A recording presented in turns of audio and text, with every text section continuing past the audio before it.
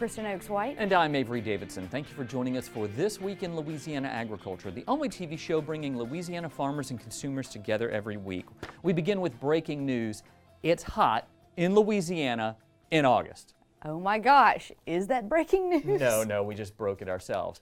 That's right. In fact, there are only two places in the country named as having the most oppressive heat, and both have death valleys, the desert in California and the one at LSU in Baton Rouge. It's not just LSU, though. According to a study done by Iowa State, the entire state of Louisiana has the worst summer weather in the country. You don't have to say that twice. And I don't doubt it, because with hurricane season getting ready to hit its peak, we just have all kinds of delightful weather around here. And this week, Twila's Neil Melanson shows us what we can expect weather-wise and how that's affecting fields near you.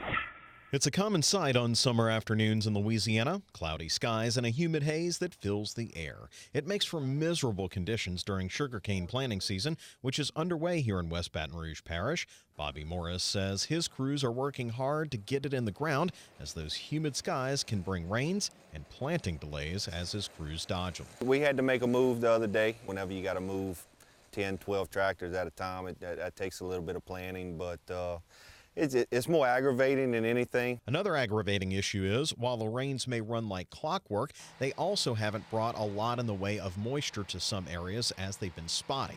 As you can see, these tractors are kicking up some dust. This area right here really needs some rain. The pop-up showers have been going around us. So far, we're about 70% done with our planting. After we get the whole crop planted, I'm gonna need some rain, because there's no moisture in the ground right now.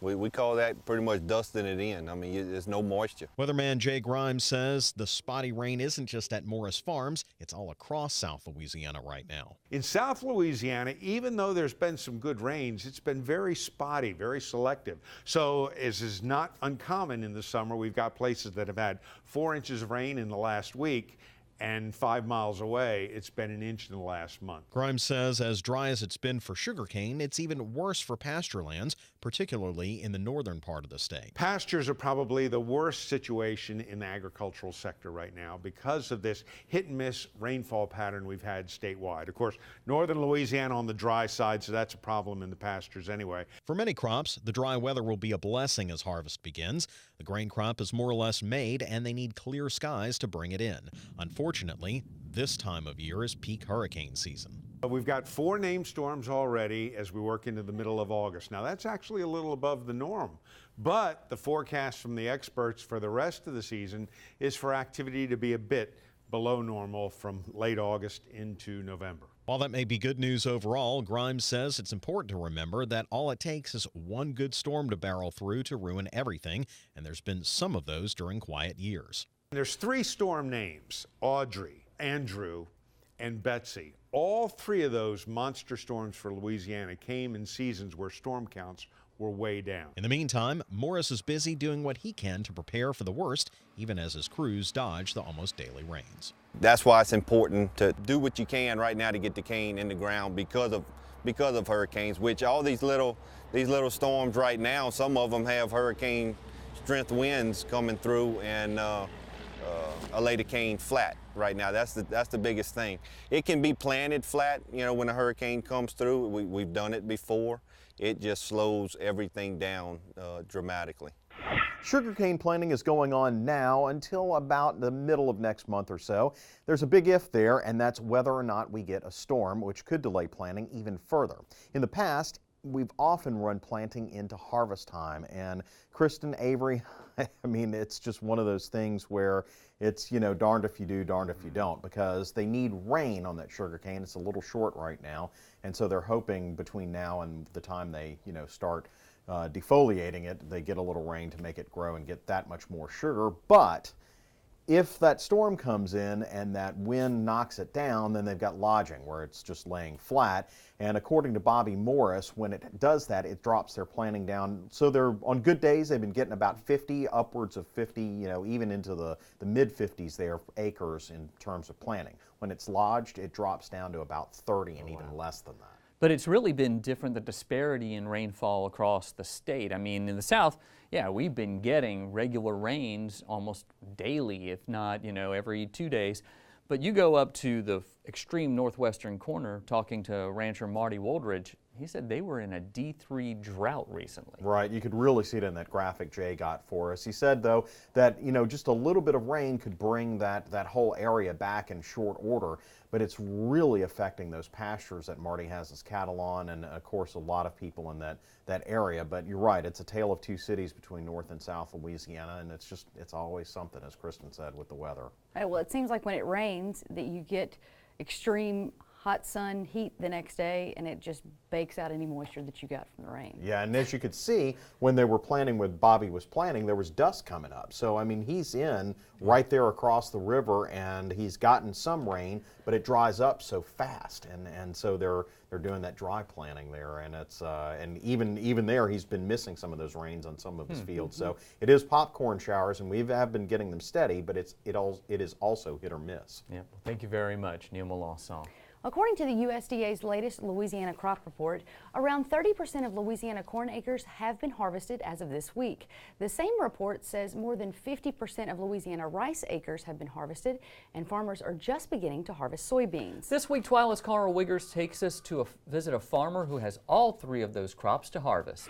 Noble Gadon is getting close to harvest on this corn he's checking, but his soybeans are still getting watered. Noble farms around 500 acres split between corn, soybeans, and rice in Concordia Parish. Gadon says that choosing this lifestyle is simply in his blood. I am a fifth-generation farmer. I grew up in a family farm, following my dad around.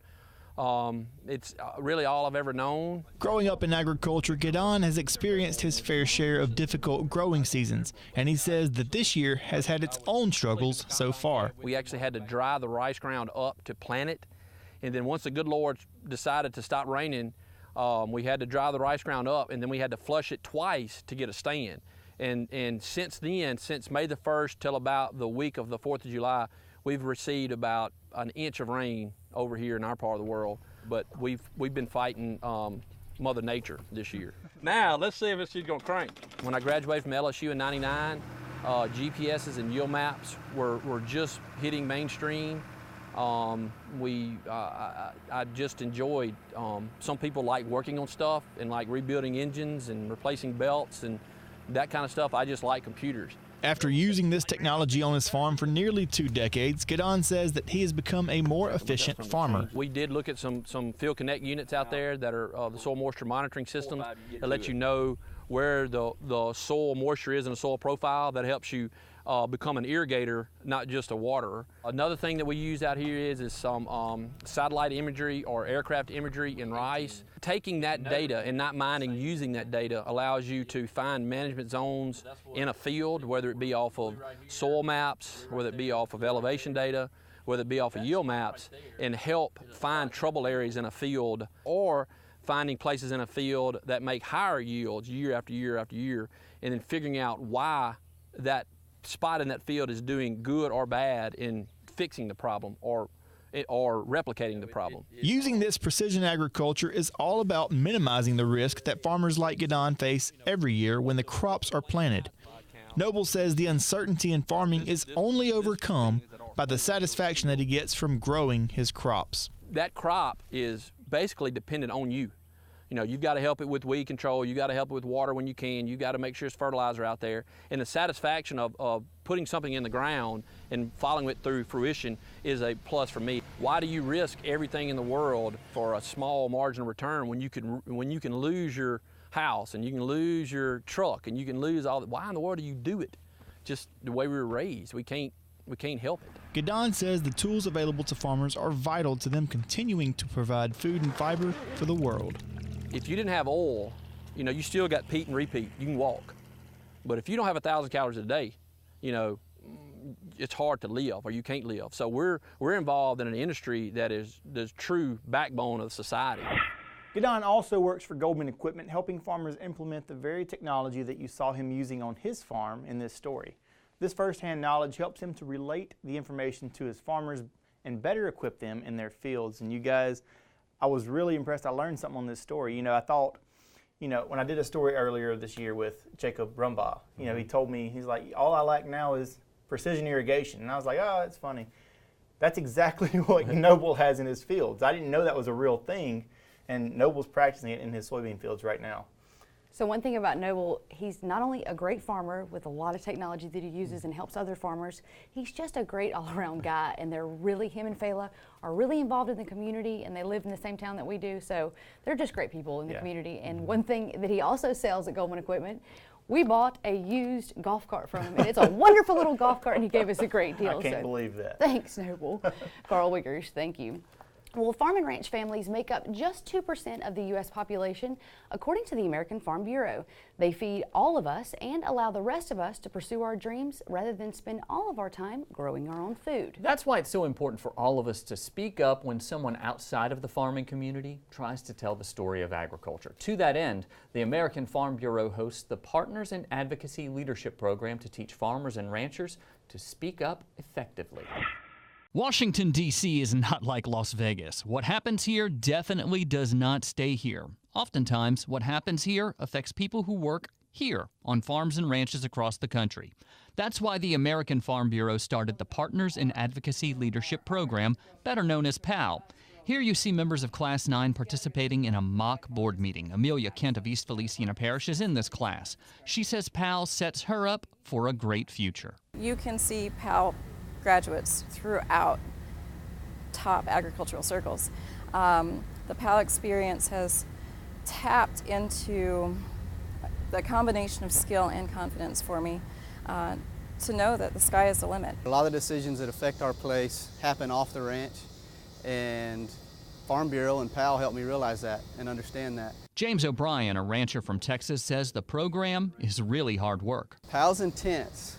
PAL's intense. It's out of the frying pan and into the fire. The PAL experience has helped me recognize my weaknesses and also my strengths, and also given me opportunities to develop those and utilize those to be a better advocate for agriculture. It's definitely given me the strength to go out and continue agricultural advocacy. Even when this program ends, I'm still going to be looking for those opportunities, and I still want to make a difference in my community and in my state to be a better advocate, to get those agricultural issues up front and center. PAL is a 2-year program and teaches everything from how to build relationships to effective communication with the media. I have a concrete set of tools so I can go out and share a message effectively while being self-aware, being confident, and making sure that that message is accurate that I share with whoever it may be, the media, the public, politicians, or my neighbors and friends in my own community. I do feel like the sky's the limit after this. So that's a really good feeling when you feel like you can do anything that you want to do. I think the most important thing about Farm Bureau and about PALS is the relationships you build.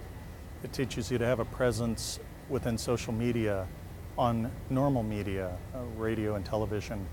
The people that I've met online, it can be awkward at times, but you meet some neat people. You come across kindred spirits. You learn how to communicate with them and be a reliable voice for agriculture. And it's being able to communicate with those people and meeting those people that's been irreplaceable for me. I would not have made myself learn how to do these things on my own. I could not have learned how to do it on my own. So I'm really thankful for the opportunities in PAL, because it's not something I could have learned anywhere else. And from my understanding, not even really in other organizations. This is sort of a unique opportunity in Farm Bureau with PAL, because you're willing to put the time into training us. I would recommend PAL without a doubt, without a moment of hesitation. It's tough, it's going to stretch you, but if you're willing to put in the time, you're willing to be stretched, you're willing to be uncomfortable, and you want to see what you're really made of, PAL is for you. But PAL is more than leadership and communications training. It's about connections. There is such value in this program. One of the most valuable things in this program are probably the relationships that I built within my class and what we've learned from my classmates. And, you know, you take somebody like me who grows nursery stock in Oregon and put her in a room with a rancher from Texas and, you know, a livestock operator from Maryland and Kansas and Tennessee and Washington and Utah and Arizona, and just everything I've learned from this program, but I've learned just as much from the people in this program with me, and those will be relationships and friendships that I pray are lifelong. Organizers of the PAL program are looking for people to join Class 10. If you would like to learn more about PAL, visit our website at twilatv.org. And Kristen, you saw Amelia Kent featured in that story. Great rancher here in Louisiana. She and her husband Russell, they were the winners of the American Farm Bureau Achievement Award at the National Convention. So, you know, I think the PAL program really had a lot to do with that, because I've seen over the years that we've interviewed her. Her interviews have improved, and her advocacy has improved. I can tell, because you can see that she has grown, you know, as a leader and a spokesperson for the ag industry, but she also transfers all of that knowledge and the skills that she gained in that program over to social media. So that's great to see, because she always speaks out for farmers and ranchers online, and so that's one thing that I'm always proud of her for doing. And Amelia, thank you for doing that. The wildfires in California have made national news due to the loss of life, property, and the extent to which they've spread. In fact, smoke from the California wildfires has drifted all the way across the country to New York City. There are also wildfires here in Louisiana. While they may not be as widespread, they do have something in common with their counterparts. Most of them are caused by people. That's why the Department of Ag and Forestry has been working to stop arsonists, especially during the summer when dry conditions can cause the wildfires to spread further and faster. Between July 20th and August 3rd, firefighters extinguished 7 wildfires in Morehouse Parish alone, burning nearly 30 acres. Authorities arrested 55-year-old John Bowers of Bastrop in connection with at least 3 of those fires and charged him with arson. If convicted, he will face fines of up to $15,000 and jail time with hard labor of 15 years for each count. Well, the art of making beer is a growing trend across the country. In Monroe, Flying Tiger Brewery is not only making a homemade brew, but using Northeast Louisiana products in the mix. As Twila's Tammy Arender found out, you don't have to be a beer drinker to appreciate Flying Tiger's effort to highlight local resources. Yeah, Avery, this story is just for you. I know how much you love craft breweries. And in Monroe, we have the Flying Tiger Brewery, and they're doing some amazing things with locally grown products. So I want to give you kind of a behind-the-scenes look as they make some of their almost famous beer. James Simpson was once a corporate sales guy, making beer for fun, at home, for family and friends. This beer, I was total kind of a beer geek, craft guy. That's what we call a malt. It's slightly cooked. Simpson has turned his passion for brewing into a business. It's kind of a hobby gone wild, so to say, yeah. Simpson is the head brewer at Flying Tiger in downtown Monroe. It was his knowledge of making the beer and Robert Brewer's business sense that birthed the brewery. Felt that it was the right time. Felt Monroe was definitely the right place, specifically downtown. What better way to pay homage to Monroe than to brand after the Flying Tigers? It's important to Simpson, Brewer, and the other founders to keep the business ultra-local, often using the bounty of this region, like Ruston peaches, locally grown blackberries or blueberries, or coffee beans from Rolla Roaster to infuse their beverage. These are community-based businesses, and to involve as much of the community as possible is a huge part of what we do. We have a lot of great things in this state, and why not highlight those? If we can source it locally, we will do it. Once the brewing process is done, the community connection continues. This spent grain is donated to Kingsland Ranch in West Ouachita Parish. David King says this is a fabulous form of recycling, and their beef cattle get the benefit. Sugar and the starch helps them. They put on some weight, so that's what the benefits of using distiller's grain. Meanwhile, back at the brewery, Simpson is taste testing his latest batch that's been aged in an old whiskey barrel. Just a perk of the job, he says, now that his hobby is his job. Lots of whiskey, lots of vanilla, lots of oak in there. It's really, really nice. I've never worked more, made less money, and been happier. For This Week in Louisiana Agriculture, I'm Tammy Arender. There's another craft brewery in Northeast Louisiana called Ouachita Brewing. They're located in West Monroe, and their flagship beer is called Louisiana Amber. Not named for Lil Wayne, Lil Weezy, but Louisiana Amber. And I like amber beers. They're nicely malty, just a little bit of hops. We all know you do, and of course that's the beer nerd coming out at you. I like to say beer snob. Still to come on Twila, who in the world doesn't love heartfelt cow videos? I know I do, but first, we learn what LSU is doing to keep a certain weed in check in the Atchafalaya Basin.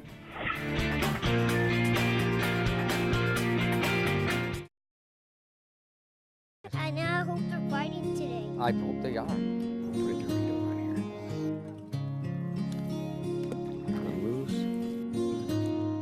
I got a fish! I got a fish! Find your place in the country and the lender who can get you there. Find Louisiana Land Bank. Financing for country homes, recreational property, farms and ranches, and agribusiness.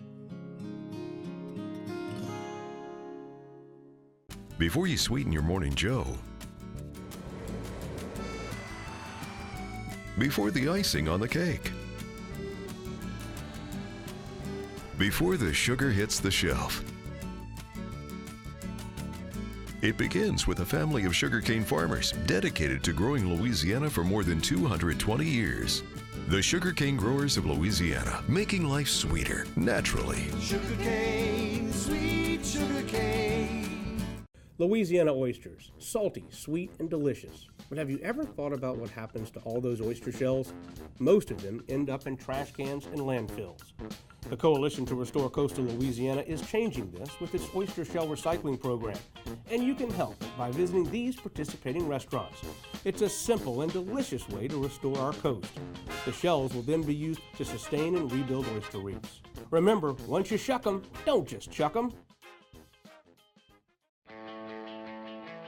Farming is my way of life. I chose this career, but farming chose me. A lot of people ask you what you do, and I tell them I'm a farmer. I'm a cattleman. I am a fisherman. I'm a scientist. I'm a steward of the land. I am a farm woman. I am Farm Bureau. I am Farm Bureau. I am Farm Bureau. I am Farm Bureau. I'm a Farm Bureau.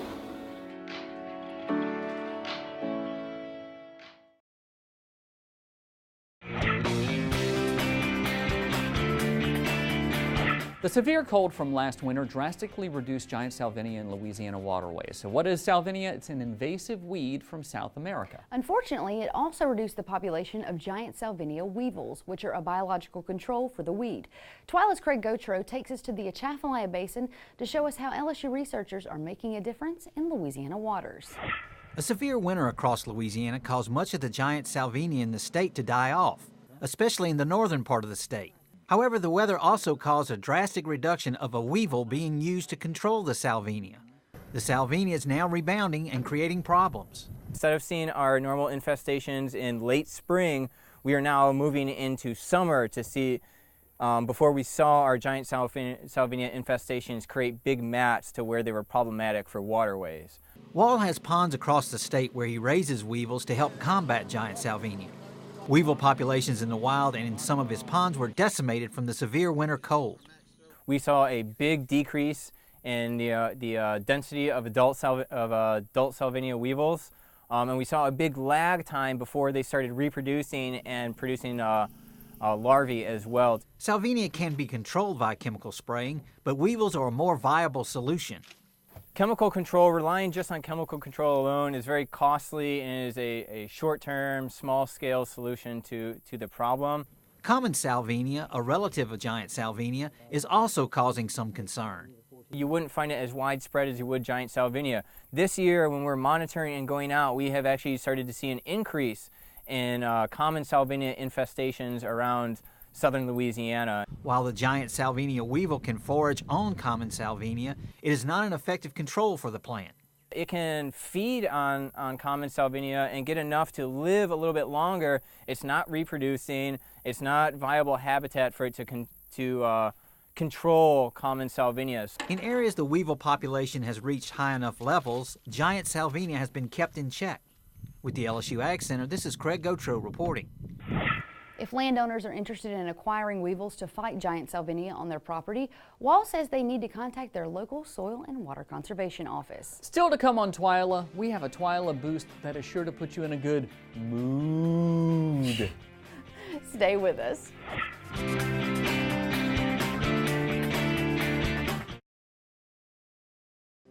Landowners are minding the Louisiana forest for our grandchildren. A place for wildlife, recreation, lumber for homes. It's the right thing to do. Forestry, covering half our state, all of our hearts.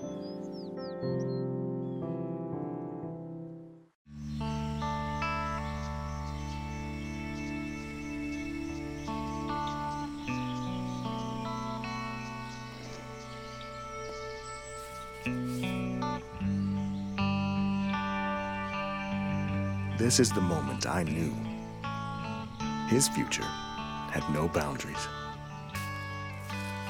There are some moments only the forest can inspire. Find yours at discovertheforest.org.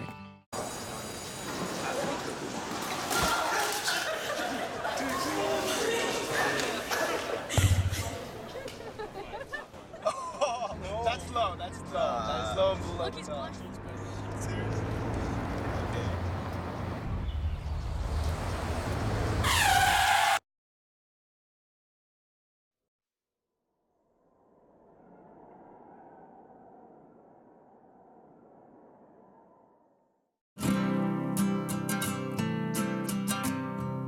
Every day across America, excess food is gathered by a network of good people at local food banks, giving hope to millions of children who struggle with hunger.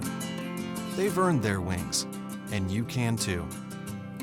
Together, we can solve child hunger. Support Feeding America and your local food bank at feedingamerica.org.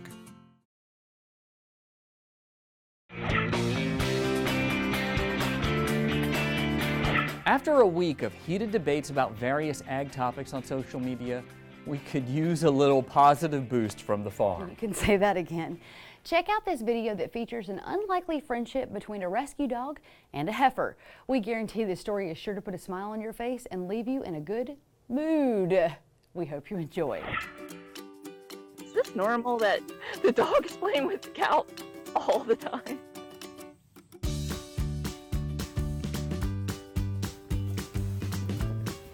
I mean, they are trying to literally chase each other. You can tell they are truly trying to get the other one. It happens all the time. It's not just a rare thing that happens. At one point, Bucket would kind of outrun Colton, and Colton is pretty fast. Well, that does it for this edition of Twila. Be sure to join us next week when Carl will show us how the very popular Facebook group, Southern Farming, got its start. We'll also have a brand new Feasting on Agriculture. Until then, you can watch all of our stories online at twilatv.org. And be sure to like us on Facebook, follow us on Twitter and Instagram. For all of us here at Twila, thanks for joining us. We hope to see you again right here next week.